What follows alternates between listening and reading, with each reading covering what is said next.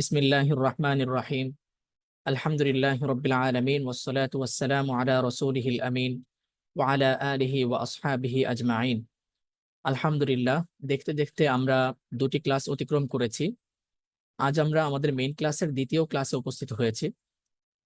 তো গতকাল আমরা দাঁতের নাম সম্পর্কে জেনেছিলাম এবং তার প্রকারভেদ জেনেছি।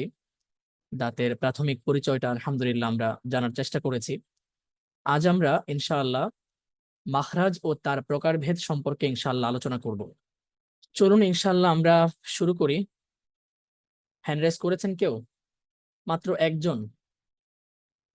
প্রায় 50 জন ক্লাসে আছেন মনে হচ্ছে। হ্যাঁ, 40 জনের উপরে। তার মধ্যে একজন ভাই হ্যান্ড রেজ করেছেন, তাও আবার নামিয়ে। হ্যাঁ, আছে এখনো। আমরা আরো কিছু ভাইকে চাই। হ্যাঁ, এখানে তো অনেকেই জয়েন করেছেন। আশা করি সকলেই শেখার জন্যই জয়েন করেছেন। তো সকলেই চেষ্টা করুন হ্যান্ড রেজটা করতে, আমরা যেন সবাইকে নিয়েই চলতে পারি এবং ক্লাসটা যেন প্রাণবন্ত ভাবে কন্টিনিউ করতে পারি। এই জন্য একটু কষ্ট করে সবাই দেখুন, ওখানে রিয়াকশনস একটা বাটন আছে, ওই বাটন থেকে ক্লিক করে রাইস হ্যান্ড এই অপশনটা সিলেক্ট করে রাখুন। আচ্ছা, চলুন আমরা কন্টিনিউ করি। কে চলবেন আমাদের সাথে? জসিমউদ্দিন ভাই, শুনতে পাচ্ছেন? জি, আসসালামু আলাইকুম, শুনতে পাচ্ছি। ওয়ালাইকুম আসসালাম ওয়া রাহমাতুল্লাহি ওয়া বারাকাতুহু। আপনি একটু ফোনটাকে কাছে নিয়ে ইনশাআল্লাহ আমাদের সাথে চলবেন। হ্যাঁ, তো আমরা আমাদের মেইন ক্লাসে যাচ্ছি, মূল আলোচনা শুরু করছি। আপনারা সকলে একটু মনোযোগ দিয়ে ইনশাআল্লাহ শোনার চেষ্টা করবেন।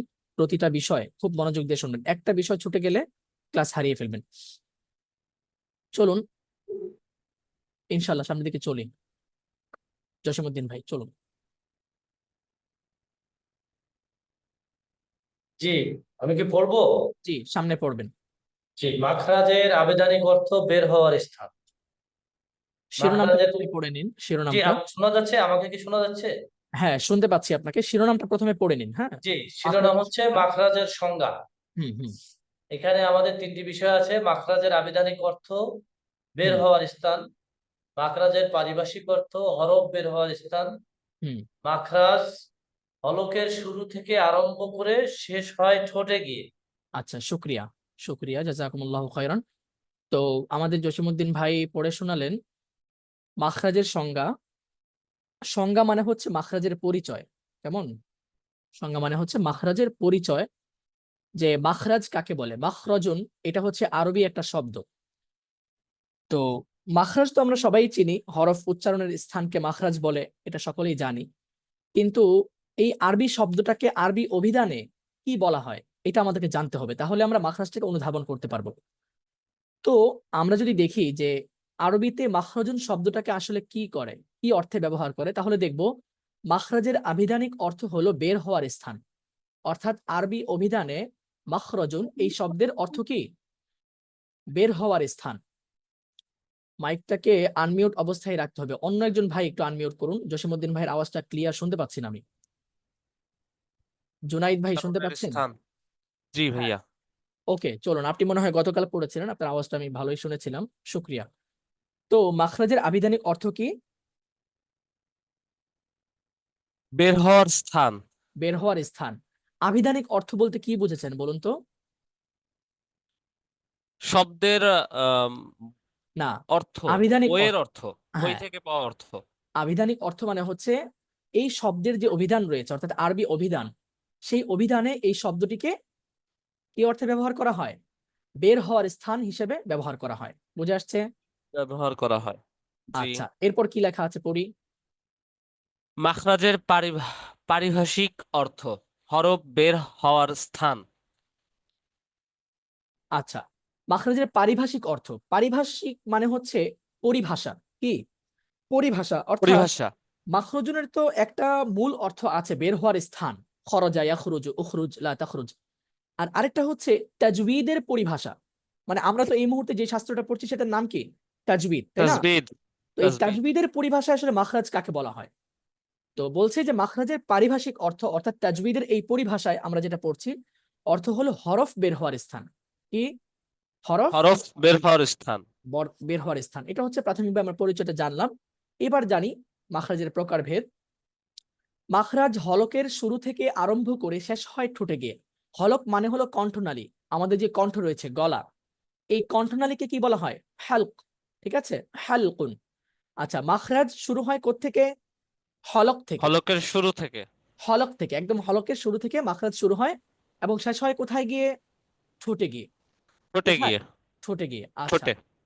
এই যে হলক থেকে মাখরাজ শুরু হওয়া এবং ঠোঁটে গিয়ে শেষ হওয়া, হলক থেকে শুরু হওয়া এবং ঠোঁটে গিয়ে শেষ হওয়া, এই হিসেবে মাখরাজ দুই প্রকার। কয় প্রকার? দুই প্রকার। দুই প্রকার। দুই প্রকার। জসিমউদ্দিন ভাই মাইক আনমিউট করার প্রয়োজন নাই, যেহেতু একজন কথা বলছেন, আমরা তাকে নিয়ে চলি ইনশাআল্লাহ। হ্যাঁ, মাখরাজ হলক থেকে শুরু হয়ে ঠোঁটে গিয়ে শেষ হওয়া, এই হিসেবে মাখরাজ হলো কয় প্রকার? দুই প্রকার। দুই এক প্রকার। নম্বর মাখারিজু আম্মাতুন। এক নম্বর কি? মাখরাজি আম্মাতুন। মাখারিজু আম্মাতুন। আর দ্বিতীয় হলো মাখারিজু খাসসাতুন। কি? মাখারিজু মাখারাজিতু। মাখারিজি খাসসাতুন। খাসাত। হ্যাঁ, খাসাত। মাখারিজু খাসসাতুন। আচ্ছা, মাখরাজ দুই প্রকার। কয় প্রকার? দুই প্রকার। দুই প্রকার।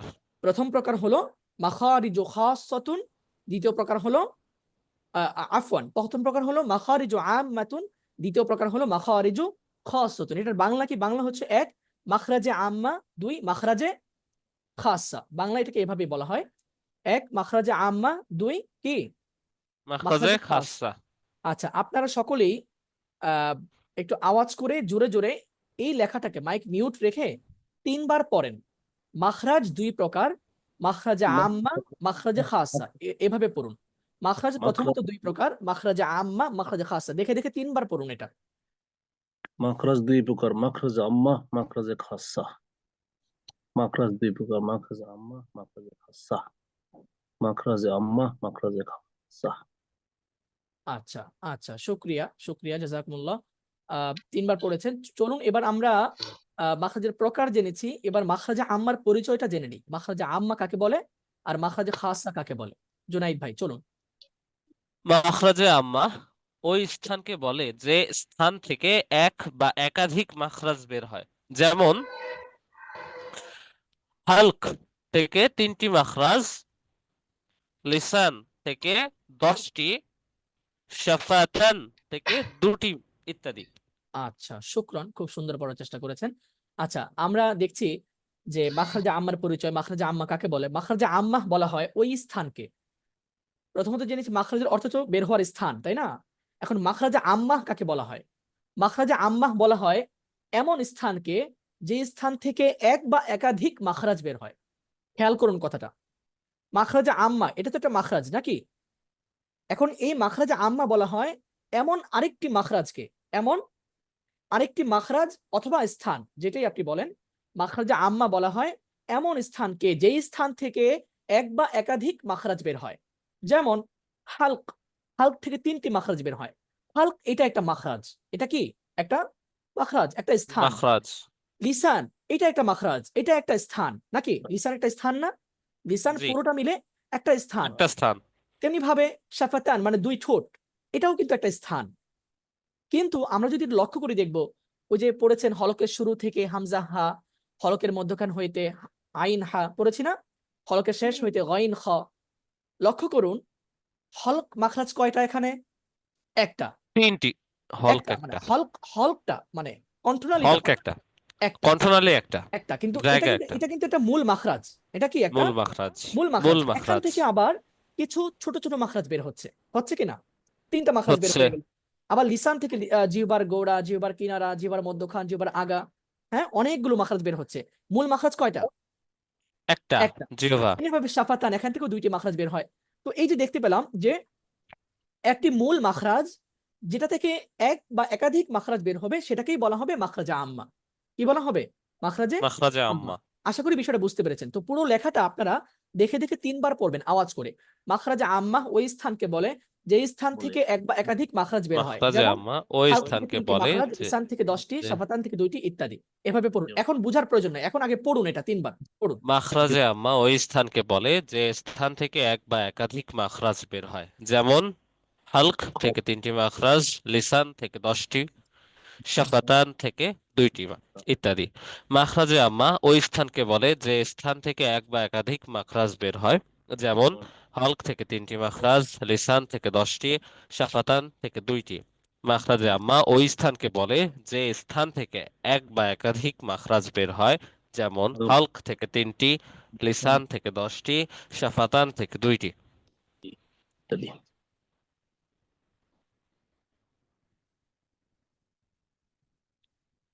আম্মা পাঁচ প্রকার, হালক, লিসান, সাফাতান, জাউফ, খাইশুম। আচ্ছা, দুঃখিত, আমি মাইক মিউট রেখে এই কথা বলছিলাম, আফওয়ান। হ্যাঁ, জুনাইদ ভাই শুনতে পাচ্ছেন? জি ভাইয়া, জি। মাখরাজে আম্মা আবার 5 প্রকার। কয় প্রকার? জি ভাইয়া শুনতে পাচ্ছি। মাখরাজে আম্মা আবার 5 প্রকার। কয় প্রকার? মাখরাজে আম্মা 5 প্রকার। 5 প্রকার। ইতিপূর্বে পড়েছি মাখরাজ প্রথমত 2 প্রকার। কয় প্রকার? প্রথমত প্রথমত 2 প্রকার। 2 প্রকার, প্রথমত মাখরাজে 2 আম্মা প্রকার। এবং মাখরাজে মাখরাজে খাসা। খাসা। তো মাখরাজে আম্মার পরিচয়টা পেলাম। এবার আমরা দেখছি মাখরাজে আম্মা আবার 5 প্রকার। কয় প্রকার? মাখরাজে আম্মা 5 প্রকার। 5 প্রকার। কি কি চলুন একটু আমরা পড়ি। 1, কি লেখা আছে? হালক কণ্ঠনালীকে বলে। তারপর 2, লিসান জিহ্বাকে বলে। শাফাতান 2 ঠোঁটকে বলে। জাউফ মুখ ও কণ্ঠনালীর খালি জায়গাকে বলে। আচ্ছা, তারপর খাইশম নাকের বাসিকে বলে। আচ্ছা, চলুন এবার আমরা একটু এটাকে দেখার চেষ্টা করি। পাশে একটা চিত্র দেখতে পাচ্ছি আমরা, তাই না? এই জি। চিত্রটা চলুন আমরা একটু দেখার চেষ্টা করি। প্রথমেই আসি হাল্ক। কি? হালক কণ্ঠনালী। কণ্ঠনালী। ঠিক আছে? এই যে দেখুন, এই যে আমাদের কণ্ঠটা যেখান থেকে শুরু হচ্ছে নাকি, এই যে কণ্ঠটা যেখান থেকে শুরু হচ্ছে, দেখুন কণ্ঠনালী লেখা আছে নাকি। এটা হচ্ছে জি। একটি মাখরাজ। মাখরাজে আম্মার একটি প্রকার। দ্বিতীয় যে মাখরাজটা পড়েছি আমরা, কি? লিসান। লিসান লিসান, জিহ্বাকে এই যে বলে। দেখুন লিসান, দেখতে পাচ্ছেন? লিসান। জিহ্বা। হ্যাঁ, এই যে জিহ্বা, লিসান। এরপর হলো তৃতীয় কি পড়েছি? শাফাতান শাফাতান, 2 দুই ঠোঁট। ঠোঁট। এই যে 2 ঠোঁট, দেখতে পাচ্ছেন? 2 2 ঠোঁট। ঠোঁট। হ্যাঁ। তারপর হলো তৃতীয় জাউফ। জাউফ জাউফ হলো মুখ ও কণ্ঠনালীর খালি জায়গা। ওই যে আমরা খালি যে জায়গা। মাদটা আদায় করি, মাদের কিন্তু কোনো স্থির মাখরাজ নাই। এটা কিন্তু একটা ভরপুর একটা মাখরাজ দিয়ে মাদটা বের হয়। আ, ই, উ, নাকি? এটা কিন্তু কোনো স্থান জি। নাই নির্ধারিত। মুখের খালি জায়গাটা দিয়ে বের হচ্ছে। তো এটাও একটা মাখরাজ। এটাও কি একটা মাখরাজ? এই মাখরাজ। মুখের খালি জায়গা দেখতে পাচ্ছেন? ইশারা করা আছে, ঠিক জি। না? জি, মুখের খালি জায়গা। খালি জায়গা। এরপর জাউফ। সর্বশেষ খাইশুম, খাইশম নাকের বাসি। নাকের বাসি। এই যে দেখানো হচ্ছে, দেখুন নাকের বাসি, দেখতে পেয়েছেন? আশা করি 5টি মাখরাজ আপনারা বুঝতে পেরেছেন। যে মাখরাজে আম্মা 5 প্রকার। 1 নম্বর হলো হালক, অর্থাৎ আমাদের কণ্ঠনালী, গলা। 2 নম্বর হলো লিসান, আমাদের জিহ্বা। 3 নম্বর হলো শাফাতান, 2 ঠোঁট। 4 নম্বর হলো জাউফ, আমাদের মুখের যে খালি জায়গা। ঠিক আছে? জিহ্বা এবং তালুর মাঝামাঝি যেই জায়গাটা আছে, এটাকে বলা হয় মুখের খালি জায়গা। ঠিক আছে? আচ্ছা, এরপর হলো খাইশুম, আমাদের নাকের বাসি। আমাদের সমস্ত গুন্নাহ কোত্থেকে উচ্চারিত হয়? আন্না, ইন্না, আম্মা, কোত্থেকে হচ্ছে? নাকের বাসি থেকে। খাইশম থেকে। হ্যাঁ। তো এইটা হলো, এটাও একটা মাখরাজ। তো আমরা মাখরাজে আম্মা পড়েছি 5 প্রকার: হালক, লিসান, শাফাতান, জাউফ, খাইশুম। এটাকে আমরা দেখে দেখে 3 বার পড়বো। মাখরাজে আম্মা 5 প্রকার: 1 নম্বর হালক, 2 নম্বর লিসান, 3 নম্বর শাফাতান, 4 নম্বর জাউফ, 5 নম্বর খাইশুম। একটু মুখস্থ করুন। মাখরাজে 3-4 বার পড়ুন। আম্মা 5 প্রকার: হালক, লিসান, শাফাতান, জাউফ, খাইশম। মাখরাজে আম্মা 5 প্রকার: হালক, লিসান, শাফাতান, জাউফ, খাইশম। মাখরাজে আম্মা 5 প্রকার: হালক, লিসান, শাফাতান, জাউফ, খাইশম। আচ্ছা, শুকরিয়া, জাযাকুমুল্লাহু খাইরান। এবার চলুন আমরা দেখার চেষ্টা করি। আমরা তো একটু আগে পড়েছি যে মাখরাজে আম্মা হলো এমন স্থান, যে স্থান থেকে এক বা একাধিক মাখরাজ বের হবে। কিভাবে বের হচ্ছে চলুন এটা আমরা এখন দেখি। যেমন 1 থেকে 3 পর্যন্ত এই 3 মাখরাজের 6টি হরফ হালক থেকে উচ্চারিত হয়। কোত্থেকে?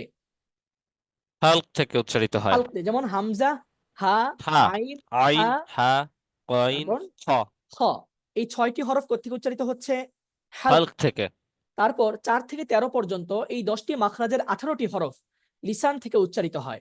যেমন কফ, কাফ, বদ, লাম, হ্যাঁ, নুন, র, জিম, শিন, সিন, ইয়া, ইয়া, কদ, صاد، সিন, سين، জা, زا، ত, ضا، দাল, دال، তা, تا। র, দাল, থা। হ্যাঁ, দেখবো উচ্চারণ করার সময় দেখবো যে জিহ্বাটা লাগছে কিনা, জিহ্বার কাজটা হচ্ছে কিনা, তাহলেই বুঝতে পারবো। তো দেখতে পাচ্ছি 4 থেকে 13 পর্যন্ত এই 10টি মাখরাজের 18টি হরফ কোত্থেকে উচ্চারিত হচ্ছে? জিহ্বা থেকে, লিসান থেকে। তো পেলাম একটি মাখরাজ থেকে যে একাধিক মাখরাজ বের হচ্ছে। লিসান এটা হচ্ছে একটা সামগ্রিক মাখরাজ। এটা কি? একটা সামগ্রিক মাখরাজ। এই মাখরাজ থেকে আবার বিশেষ বিশেষ কিছু মাখরাজ বের হচ্ছে নাকি? জুনাইদ ভাই শুনতে পাচ্ছেন? জি ভাইয়া, শুনতে আচ্ছা, পাচ্ছি। তারপর আমরা পেলাম 4 থেকে 13 পর্যন্ত। এবার আসি 14, 15। 14 ও 15 15 এই দুইটি মাখরাজের 4টি হরফ শাফাতান থেকে উচ্চারিত হয়। কোত্থেকে? শাফাতান থেকে উচ্চারিত হয়, কথা দুই ঠোঁট, দুই দুই ঠোঁট ঠোঁট থেকে থেকে। উচ্চারিত হয়। যেমন ওয়াও, ওয়াও, বা, বা, মিম, মিম, ফা। ফা। পেয়েছি? দুই ঠোঁট থেকে। জি। আচ্ছা, এরপর সব মাদের হরফ জাউফ থেকে উচ্চারিত হয়। সব মাদের মাদের হরফ হরফ জাউফ জাউফ থেকে থেকে উচ্চারিত উচ্চারিত হয়, হয়, অর্থাৎ আমাদের মুখের খালি জায়গা থেকে। খালি যেমন জায়গা থেকে উচ্চারিত বা, হয়। আ, এটা কিন্তু মাদের হরফ। এই যে বা এর পরে যে আওয়াজটা করছে এটা কি? মাদের মাদের আওয়াজ, হরফ। তাই না? মাদের জি। আওয়াজটা। তো তার মানে হচ্ছে মাদের হরফটা উচ্চারিত হচ্ছে কোত্থেকে? মুখের খালি জায়গা থেকে, জাউফ থেকে। যেমন বা, বু, বি। বুঝতে পেরেছি? আচ্ছা, এরপর যাই সমস্ত গুন্না, অর্থাৎ ওয়াজিব গুন্না, ইকফা গুন্না, ইকলাব গুন্না, হ্যাঁ, ইদগাম গুন্না আল খাইশুম থেকে উচ্চারিত হয়। কোত্থেকে? আল রেশম থেকে খাইশুম থেকে। উচ্চারিত হয়, আল খাইশুম মানে নাকের বাসি। নাকের বাসি। কেমন? নাকের বাসি থেকে উচ্চারিত হচ্ছে। আচ্ছা, যেমন আন্না, আম্মা, আতা, হ্যাঁ, ওয়ামাই। এই যে মাই ইয়ামাল, মান বাখিলা, মান, দেখতে পাচ্ছেন? আমি নাকে হাত দিলে কিন্তু আমার গুন্নাহ বন্ধ হয়ে যাচ্ছে। তার মানে কি? এটা নাকের বাসি দিয়ে আসছে গুন্নাহটা। ঠিক আছে না? এই হলো 5টি মাখরাজা আম্মা। ঠিক আছে? 1 থেকে 3 পর্যন্ত 3টি মাখরাজ বের হচ্ছে হলক থেকে। 4 থেকে 13 পর্যন্ত 10টি মাখরাজ বের হচ্ছে লিসান থেকে। 14, 15 এই দুটি মাখরাজ বের হচ্ছে শাফাতান থেকে। সব মাদের হরফ বের হচ্ছে জাউফ থেকে। সমস্ত গুন্নাহ বের হচ্ছে কোত্থেকে? নাকের বাসি রেশম থেকে। থেকে। আচ্ছা, ঠিক আছে, আমরা তারপর যাই। মাখরাজে আম্মার আলোচনা শেষ হলো আমাদের নাকি? জি। এবার আমরা মাখরাজে খাসা পড়ব। চলুন। মাখরাজে খাসা ওই মাখরাজকে বলে যে স্থান থেকে নির্দিষ্ট একটি মাখরাজ বের হয় এবং ওই মাখরাজ থেকে এক বা একাধিক হরফ বের হয়। যেমন 1 নম্বর মাখরাজ থেকে 2টি হরফ, 6 নম্বর মাখরাজ থেকে 3টি হরফ, রাইট। ইত্যাদি। কি লেখা আছে তারপরে? বিদ্রোহ বিশেষ দ্রষ্টব্য: মাখরাজে আম্মা মাখরাজে খাসা হতে পারে, কিন্তু মাখরাজে খাসা মাখরাজে আম্মা হতে পারে না। আচ্ছা, শুক্রিয়া। তো আমরা কি পড়ছি? এখন আমরা মাখরাজে খাসার পরিচয় পড়ছি। দেখো, খাসা মাখরাজে আম্মার পরিচয় পড়েছি। ওই স্থানকে বলে যে স্থান থেকে এক বা একাধিক মাখরাজ বের হয়। আর মাখরাজে খাসার পরিচয় পড়ছি ওই মাখরাজকে বলে যে স্থান থেকে নির্দিষ্ট একটি মাখরাজ বের হয়। কয়টি? নির্দিষ্ট একটি। একাধিক না, হ্যাঁ, নির্দিষ্ট জি, একটি একটি মাখরাজ বের মাখরাজ। হবে। এবং ওই মাখরাজ থেকে এক বা একাধিক কি বের হবে? হরফ উচ্চারিত হতে পারে। হরফ বের হবে, কিন্তু মাখরাজ না, একাধিক মাখরাজ না। মাখরাজে খাসা বলা হয় ওই স্থানকে যে স্থান থেকে নির্দিষ্ট একটি মাখরাজ বের হবে, তবে ওই মাখরাজ থেকে এক বা একাধিক হরফ বের হবে। যেমন 1 নম্বর মাখরাজ থেকে 2টি হরফ। কিভাবে? হলকের সুর 1 নম্বর মাখরাজ কি? হলকের শুরু হইতে হামজা হা হামজা হা। উচ্চারিত হয়। দুইটি হরফ পেলাম নাকি? মাখরাজ কয়টি? একটি। 2টি। মাখরাজ কয়টি? মাখরাজ মাখরাজ একটি। একটি, হরফ একটি। 2টি। 2টি। তেমনি ভাবে 6 নম্বর মাখরাজটা যদি আমরা একটু দেখি, এই দেখুন 6 নম্বর মাখরাজ জিহ্বার মধ্যখান তার বরাবর উপরের তালুর সঙ্গে লাগিয়ে কি? জিম শিন ইয়া। ইয়া।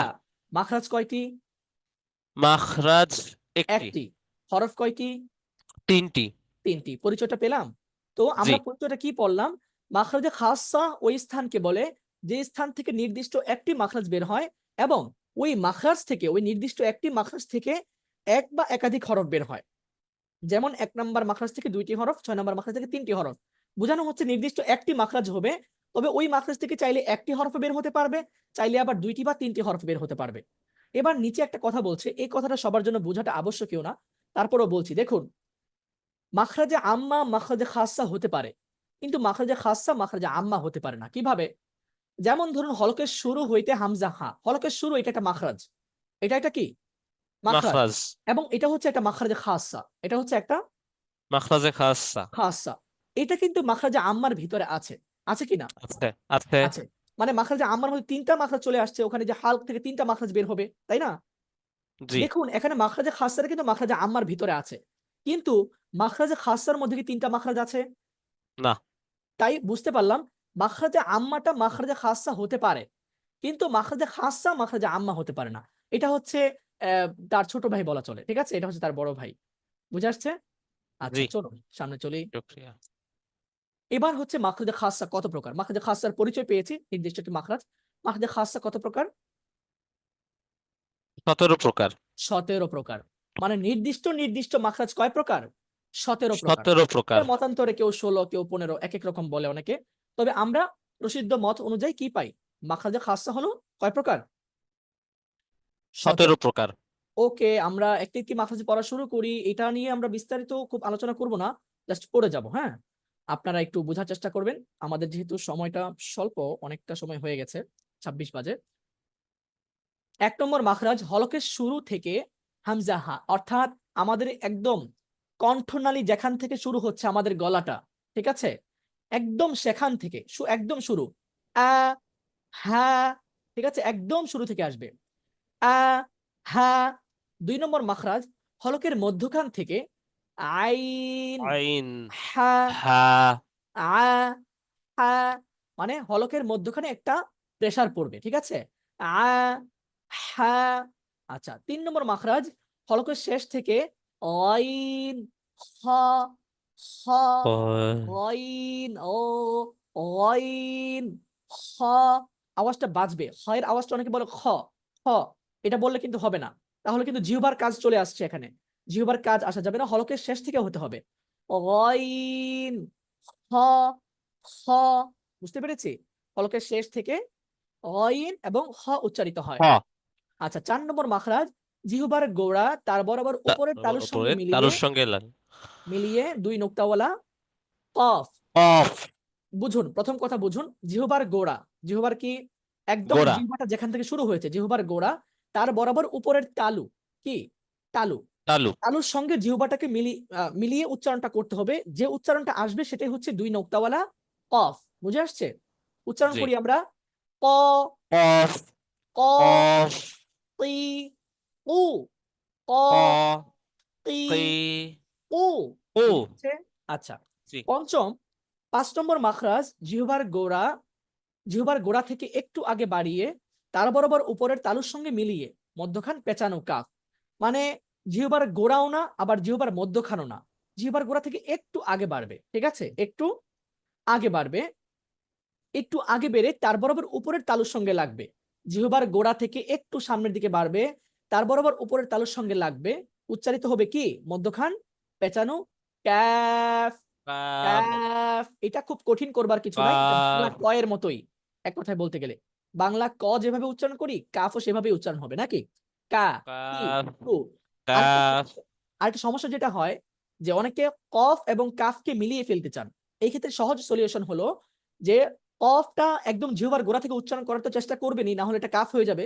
আর কাফটা উচ্চারণ করবেন বাংলা কয়ের সাথে মিলিয়ে, ঠিক আছে? বাংলায় যেমন আপনি ক বলেন নাকি, কাকা, হ্যাঁ, তারপরে ক, হ্যাঁ, আর ক দিয়ে আর কি একটা শব্দ বলেন, উম কম, যেমন আমরা বলি না কম, এটা খুব কম। এই যে ক ক, এটাকে আপনি আরবি হালকা দিয়ে বলবেন কা কি কু, বাস। কয়ের মধ্যে আকার ইকার দিয়ে দিবেন। বুঝে আসছে? কা কি কু। আর কফটাকে জিহ্বার গোড়া থেকে উচ্চারণ করবেন ক ই উ। আচ্ছা, চলুন সামনের দিকে চলি আমরা। 6 নম্বর মাখরাজ জিহ্বার মধ্যখান তার বরাবর উপরের তালুর সঙ্গে মিলিয়ে। সঙ্গে লাগাই 6 নম্বর মাখরাজ, আমরা 5 নম্বর মাখরাজ পর্যন্ত শেষ করলাম নাকি? এবার 6 নম্বর মাখরাজে যাচ্ছি। 6 নম্বর মাখরাজ জিহ্বার মধ্যখান, কথা বোঝার চেষ্টা করুন। জিহ্বার মধ্যখান মধ্যখান তার বরাবর উপরের তালুর সঙ্গে উপরে মিলিয়ে জিম শিন ইয়া, শিন ইয়া জিম জি শিন ইয়া শিন ইয়া। ইয়া আচ্ছা, ইয়াটা যেন শক্ত না হয়ে যায় এদিকে লক্ষ্য রাখতে হবে। ইয়ার আওয়াজটা নরম হবে, কিন্তু আওয়াজটা চালু থাকতে হবে। ইয়া ইয়া বললে আওয়াজটা মাঝখানে বন্ধ হয়ে যায়, এটা বন্ধ হওয়া যাবে না, পুরো আওয়াজটা সমান থাকতে হবে এবং আওয়াজটা চালু থাকতে হবে। ইয়া ইয়া ইয়া।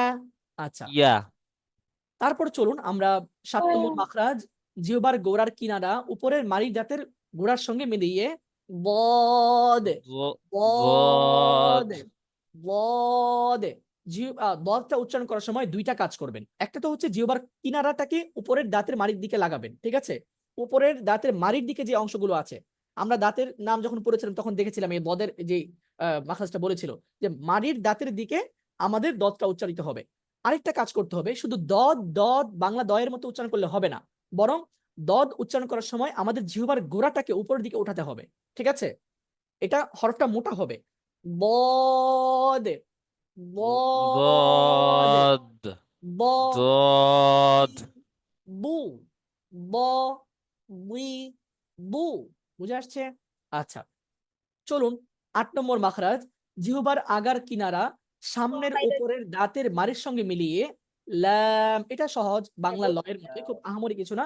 শুধু একটা জিনিস, বিসমিল্লাহ, অনেকে মানে চিকন নামটাকে মোটা করে ফেলেন, এটাকে মনে রাখতে হবে।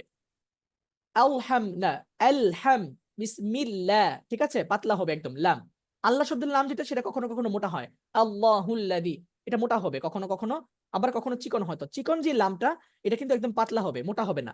লাম লাম, বাংলা ল আকার লা, ল ইকার লি, ল উকার লু, লালি লু। আরবি আর বাংলা একই, সমস্যা নাই, এটা আমরা বুঝবো। ৯ নম্বর মাখরাজ, জিহ্বার আগা তার বরাবর উপরের তালুর সঙ্গে মিলিয়ে, জিহ্বার আগা আর উপরের মাখরাজটা দেখুন, জিহ্বার আগার কিনারা, জিহ্বার আগার কিনারা, একদম আগা না, ঠিক আছে? মানে একদম মেইন পয়েন্ট যেটা, এটা থেকে কিন্তু কি উচ্চারিত হয়? নুন। কি? নুন।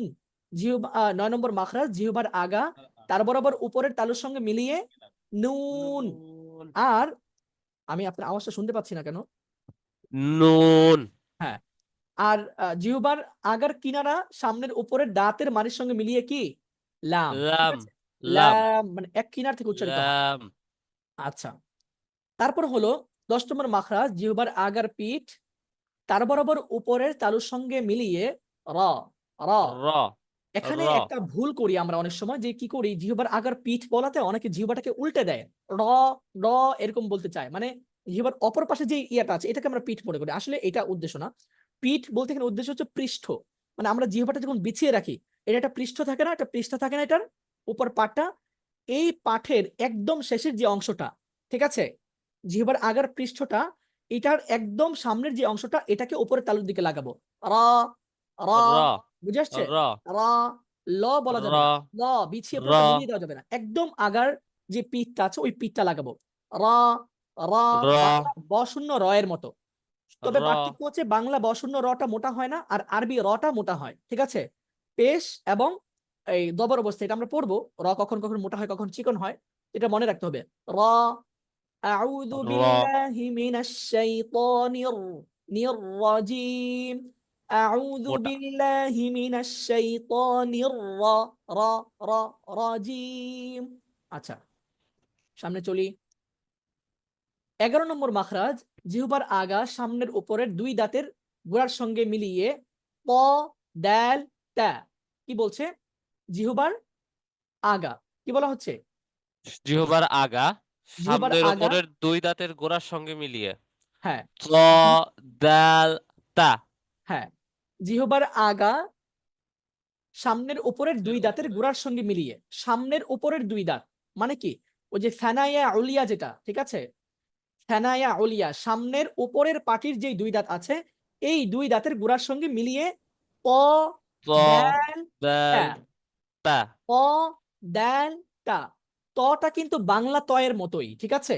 বাংলা যে ত বলি না আমরা, এই তয়ের মতোই। পার্থক্যটা কি? পার্থক্যটা হচ্ছে আমাদের বাংলা তটা চিকন হয়, এটার কোনো মোটা হওয়ার কোনো অপশন নাই, কিন্তু আরবি তটা কি হয়? মোটা হয়, ঠিক আছে? মোটা হয় সেই প প, বুঝে আসছে? ইহদিনাস র সিরাতাল, তল সিরাতাল, ত তল ত মোটা হবে। আচ্ছা, ১২ নম্বর মাখরাজ, জিহ্বার আগা সামনের নিচের দুই দাঁতের পেট ও আগার সঙ্গে মিলিয়ে সদ দদ সিন সিন জা, ঠিক আছে? জা জিহ্বার আগা সামনের নিচের দুই দাঁতের পেট ও আগা, ঠিক আছে, পেট ও আগার সঙ্গে মিলিয়ে সদ সিন জা জা। একটু প্রেসার করতে জা হবে জিহ্বার আগাটা দিয়ে, সামনের নিচের যে দুই দাঁত সানায়া সুফলা, এখানে চাপ দিয়ে বলতে হবে সদে সিন জা। এখানে আরেকটা কথা বলি, অনেকেই কি করে সোয়াদ বলে, সোয়াদ সোয়াদ মানে দাঁতের পর থেকে ঠোঁটের সাহায্যে সদ উচ্চারণ করে, এটা কিন্তু আসলে ঠিক সোয়াদ, না। আসলে এইভাবে উচ্চারিত না, সদ উচ্চারিত হয় জিহ্বার আগা, সামনের নিচের দুই দাঁতের পেট ও আগা, ঠিক আছে? জিহ্বার আগা, তারপর সামনের নিচের দুই দাঁতের পেট ও আগা। পেট ও আগা বলতে কি বোঝাচ্ছে? দাঁতের তিনটা অংশ থাকে, একটা থেকে মাড়ির গোড়া যেটা বলি নাকি, আর থেকে মধ্যখান, আর থেকে আমাদের উপরে যেটা দিয়ে আমরা ওই যে খাবার কাটি, ওই যে আগা, এটাকে বোঝানো হচ্ছে। তো পেট ও আগার সঙ্গে মিলিয়ে বলবো সদে সিন সদ, জা। সিন, তো সুয়াদ দা। উচ্চারণ করার সময় কিন্তু যে সুয়াদ সুয়াদ এরকম বলা যাবে না, যাবে যাবে না, না, ঠোঁট ভুল হবে না। স স সদে সদে। আরেকটা বিষয় হচ্ছে সদ উচ্চারণ করার সময় জিহ্বার গোড়াটাকে একটু উপরের দিকে রাখবো। আচ্ছা, 13 নম্বর মাখরাজ জিহ্বার আগা সামনের উপরের দুই দাঁতের আগার সঙ্গে মিলিয়ে ল ল্যাল থা। অনেকে বলে জ, জ জ না, জ হলে তো জ, জিম হয়ে গেল নাকি, জ, জ তো জিম হয়ে গেল। এটা হবে ল, মানে হচ্ছে জিহ্বার আগাটাকে সামনের উপরে যে দুই দাঁত আছে থানায়া উলিয়া, সেখানে লাগাবেন। ল লা জ, থা লা, সা, থা, হ্যাঁ, ল ল্যাল থা, ল জ, ল্যাল জাল, থা। সা। পার্থক্য হলো ওয়াটা মোটা হবে, রাল আর থা চিকন হবে। 14 নম্বর মাখরাজ নিচের ঠোঁটের পেট সামনের উপরের দুই দাঁতের আগার সঙ্গে মিলিয়ে ফ্যা, ফ্যা। ফা, সামনের ফা, উপরে যে দাঁতগুলো আছে এই দাঁত নিচের ঠোঁটের পেটের মধ্যে লাগিয়ে উচ্চারণ করব ফ্যা, ফ্যা। ফা, আচ্ছা, ফা, 15 নম্বর মাখরাজ দুই ঠোঁট থেকে উচ্চারিত হয় ওয়াও বা মিম, ঠিক আছে? দুই ঠোঁট থেকে উচ্চারিত হয় ওয়াও ওয়াও, বা, বা, যে এখানে একটা জিনিস লক্ষণীয়, সেটা মিম, হচ্ছে অনেকে বলে বলা যাবে না, এটা হবে ওয়া, ওয়া কি, ওয়া, ওয়া, ওয়াও। অনেকে বলে ওয়াও, ওয়াও বলে, ওয়াও হবে না, হবে হচ্ছে ওয়াও কি, ওয়াও। ওয়াও, আচ্ছা, তারপর হচ্ছে বা মিম।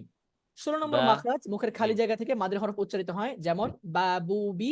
17 নম্বর মাখরাজ নাকের বাসি থেকে গুন্নাহ উচ্চারিত হয়, যেমন আন্না আম্মা। আচ্ছা, কয়টা বাজে? মোটামুটি আমরা শেষ করলাম, মাখরাজের পর্বটা শেষ হলো। আমরা আরেকটু পড়ি, মাদের আলোচনাটার একটু প্রাথমিক পরিচয় আজকে নিয়ে নিলে আগামীকাল আমাদের ক্লাসটা একটু সহজ হবে। তো আজকে একটু আলোচনা আমরা করি মাদের পরিচয় এবং মাদের হরফটা একটু আজকে শিখে ফেলি, কি বলেন জুনাইদ ভাই? ইনশাআল্লাহ। হ্যাঁ, একটু শিখে ফেলি, কারণ মাদের আলোচনাটা তো একটু বড় তুলনামূলক ভাবে, অনেকগুলো প্রকার, অনেকগুলো আলোচনা, অনেকগুলো হ্যাঁ, উদাহরণ। তো আমরা একটু পরিচয়টা আজকে সেরে ফেলি, হ্যাঁ? আচ্ছা, মাদের পরিচয় ও মাদের হরফ। প্রথমে আমাদেরকে জানতে হবে মাদ বলতে আসলে কাকে বোঝায়, নাকি জানতে জি, হবে। আমরা যে শিখলাম একটু আগে সমস্ত মাদের হরফ মুখের খালি জায়গা থেকে উচ্চারিত হয়, মাদ কাকে বলে এটাই তো জানি না, তাই না? মাদ জানতে হবে, মাদ কাকে বলে, মাদের পরিচয় কি, মাদ দিয়ে আমাদের প্রয়োজন কি, এটাকে জানতে হবে নাকি। অবশ্যই। মাদের আবিধানিক অর্থ, মাদ এটা হচ্ছে একটা আরবি শব্দ, মাদ্দুন, আল মাদ্দু, ঠিক আছে? এটা হচ্ছে একটা আরবি শব্দ, যেহেতু তাজবিদের বিষয় দিয়ে পড়ছি, এটা আরবি শব্দ দিয়েই পড়তে হবে, কিছু করার নেই, তাই না? মাদ্দুন। তো মাদ্দুন শব্দটাকে আরবি অভিধানে কি বলা হয়? অভিধানে বলা হয় দীর্ঘায়িত করা বা লম্বা করা, দীর্ঘায়িত করা বা লম্বা লম্বা করা। করা, মাদের আবিধানিক অর্থ হলো দীর্ঘায়িত করা দীর্ঘায়িত করা বা বা লম্বা করা। লম্বা করা, লম্বা করা। মাদ্দা ইয়াদাহু, তার হাতকে সে লম্বা করলো। তারপর মাদের পারিভাষিক অর্থ, মানে তাজবিদের পরিভাষায় মাদকে কি বলে? এটা তো আবিধানিক অর্থ জানলাম, আরবি অভিধানে মাদ্দুনের কি অর্থ, তাই না? কিন্তু তাজবিদের পরিভাষায় কি বলে? তাজবিদের পরিভাষায় মাদের অর্থ হলো মাদের হরফ অথবা লিনের হরফের সাহায্যে আওয়াজকে একালিফ থেকে অতিরিক্ত টেনে পড়া, ঠিক আছে? আমরা তো জি, সাধারণত হরফ উচ্চারণ করি বা, বি, বু, কিন্তু কখনো উচ্চারণ করি বা, বি, বু। এই যে লম্বাটা করি, এটা কিসের মাধ্যমে করি? মাদের হরফের সাহায্যে। কার সাহায্যে? মাদের হরফের সাহায্যে। মাদের হরফ অথবা লিনের হরফের সাহায্যে আওয়াজকে এক আলিফ থেকে অতিরিক্ত টেনে পড়াকে কি বলা হয়? মাদ বলা হয়। কি বলা মাদ হয়? বলা হয়, মাদ মাদ বলা বলা হয়। হয়। এবার জানি মাদের হরফ 3টি। মাদের হরফ কয়টি? চলুন জেনে নেই। আমরা কখন কখন মাদ আদায় করব এটা জানার জন্য জানতে হবে মাদের হরফ আসলে কোনগুলো, তাই না? মাদের হরফ 3টি। জবরের বাম পাশে খালি আলিফ মাদের হরফ। জবরের বাম পাশে খালি আলিফ। খালি আলিফ মাদের হরফ, যেমন বা, যেমন বা, বা। বা জবর আছে, বা জবর বা, তার পাশে একটা খালি আলিফ যদি আমি দিয়ে দিই, তাহলে এটা কি হয়ে যাবে? মাদের হরফ হয়ে মাদের যাবে। হরফ হয়ে যাবে। মাদের হরফ হয়ে যাবে। আচ্ছা, 2 নম্বর, পেশের বাম পাশে জজম ওয়ালা ওয়াও, কি জজম ওয়ালা ওয়াও ওয়াও। মাদের হরফ, যেমন বু। আমি জজম যুক্ত একটা এই যে পেশ আছে, পেশের পাশে আমি জজম যুক্তটা ওয়াও দিয়ে দিব। কি দিয়ে দিব? ওয়াও দিয়ে দিব। তাহলে এটা মদের হরফ হয়ে যাবে। কি হয়ে যাবে? পেশের মদের বাম হরফ পাশে হয়ে যাবে। খালি আলিফটা কিন্তু আবার খালি আলিফ না, জজমালা ওয়াও। পেশের বাম পাশে জজম ওয়ালা ওয়াও মাদের হরফ, ওয়াও। যেমন বু, বু, ঠিক আছে, বা পেশ বু, তার পাশে একটা জজম ওয়ালা ওয়াও। আচ্ছা, 3 নম্বর, জেরের বাম পাশে জজম ওয়ালা ইয়া। জেরের বাম পাশে জজমালা ইয়া। জজম ওয়ালা ইয়া মাদের হরফ। ঠিক আছে, তাহলে মাদের হরফ 3টি। 1 নম্বর, জবরের বাম পাশে খালি আলিফ। 2 নম্বর, পেশের বাম পাশে জজম ওয়ালা ওয়াও। 3 নম্বর, জেরের বাম পাশে জজম ওয়ালা ইয়া। আচ্ছা, একটা প্রশ্ন এখানে তৈরি হয়, আপনি কি খেয়াল করেছেন প্রশ্নটা? করেন নাই? না, না। কেন কোনটা? করেন নাই? আমি কেন বলবো, আপনি বলবেন। দেখুন, এখানে 3টা মাদের হরফ বলা হয়েছে, তাই না? জি। কিন্তু এই যে 3টা মাদের হরফ বলা হলো 1 2 3, ঠিক আছে, পেশের বাম পাশে জজমওয়ালা ওয়াও, তারপরে জেরের বাম পাশে জজমওয়ালা ইয়া, কিন্তু প্রথমটাতে কি বললো? জজমওয়ালা আলিফ, খালি আলিফ। খালি আলিফ। মানে এটা প্রশ্ন জাগে না যে এখানে খালি আলিফ কেন বললো? এখানেও আলিফ জজমওয়ালা আলিফ। সবসময় খালি থাকে। আচ্ছা, ঠিক আছে, ওই ওই উত্তরে তো আসছি। এই এখন প্রশ্নের উত্তরে যদি এমনটা কখনো যদি উত্থাপিত হয়ে যায় যে হ্যাঁ। জজমওয়ালা আলিফ কেন বলা হলো না, জজমওয়ালা জি। আলিফ কেন বলা হলো না, যে আলিফ এটা যখন জজম যুক্ত হয়ে যায় তখন সেটা আর আলিফ থাকে না, কি থাকে না, আলিফ আলিফ, থাকে না, তখন সেটা কি হয়ে যায়? হামজা। হামজা। হামজা হামজা হয়ে হয়ে যায়। যায়। সুতরাং আলিফ যদি হতে হয়, তার মধ্যে কিছুই থাকতে পারবে না, এটা একটা মানে নিরঙ্কুশ একটা আলিফ থাকতে হবে। বুঝে আসছে? জি। চলুন, মাদের হরফ আসলে ডান দিকের হরকতের উচ্চারণকে এক আলিফ টেনে পড়তে হয়। মাদের হরফ কোনগুলো জেনেছি ইতিমধ্যে।